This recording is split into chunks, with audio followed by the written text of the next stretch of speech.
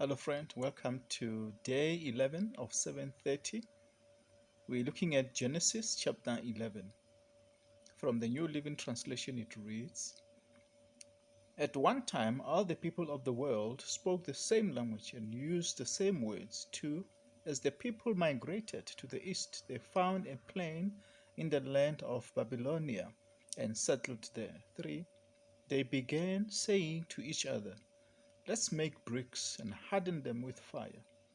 In this region, bricks were used instead of stone, and tar was used for mortar.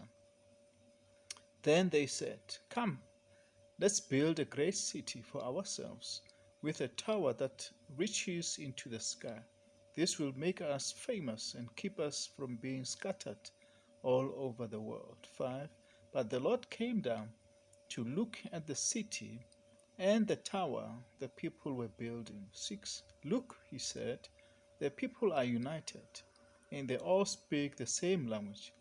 After this, nothing they set out to do will be impossible for them. 7. Come, let us go down and confuse the people with different languages. Then they won't be able to understand each other. 8. In that day the Lord scattered them all over the world, and they stopped building the city. 9.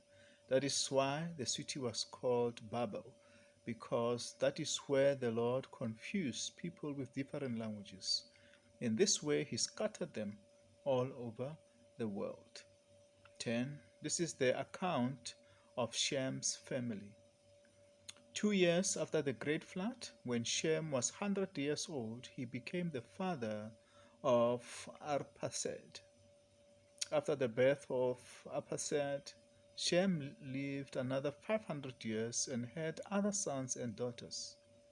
12. When Arphaxad was 35 years old, he became the father of Shelah. 13. After the birth of Shelah, Arphaxad lived another 403 years and had other sons and daughters. 14. When Shelah was 30 years old, he became the father of Eber. 15. After the birth of Eber, Shelah lived another 403 years and had other sons and daughters. 16. When Eber was 34 years old, he became the father of Peleg. 17. After the birth of Peleg, Eber lived another 430 years and had other sons and daughters. 18. When Peleg was 30 years old, he became the father of Reu. 19. After the birth of Reu, Peleg lived another 209 years and had other sons and daughters. 20. When Reu was 32 years old, he became the father of Serug. 21. After the birth of Serug, Reu lived another 207 years and had other sons and daughters.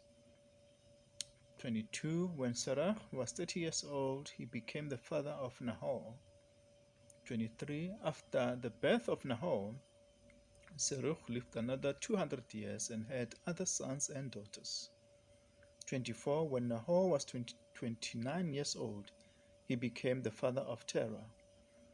After the birth of Terah, Nahor lived another 119 years and had other sons and daughters.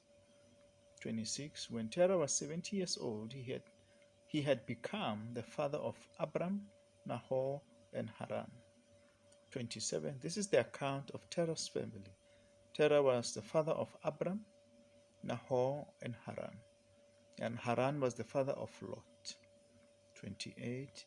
But Haran died in Ur of the Chaldeans, the land of his birth, while his father Terah was still living.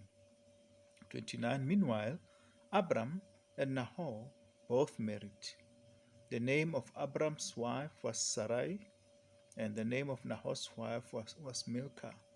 Milcah and her sister Iscah were daughters of Nahor's brother Haran. 30. But Sarai was unable to become pregnant and had no children. 31. One day Terah took his son Abram, his daughter-in-law Sarai, his son Abram's wife, and his grandson Lot, his son Haran's child, and moved away from Ur of the Chaldeans he was headed for the land of Canaan, but they stopped at Haran and settled there. 32. Terah lived for 205 years and died while still in Haran. And that is Genesis chapter 11. Until the next day, stay blessed.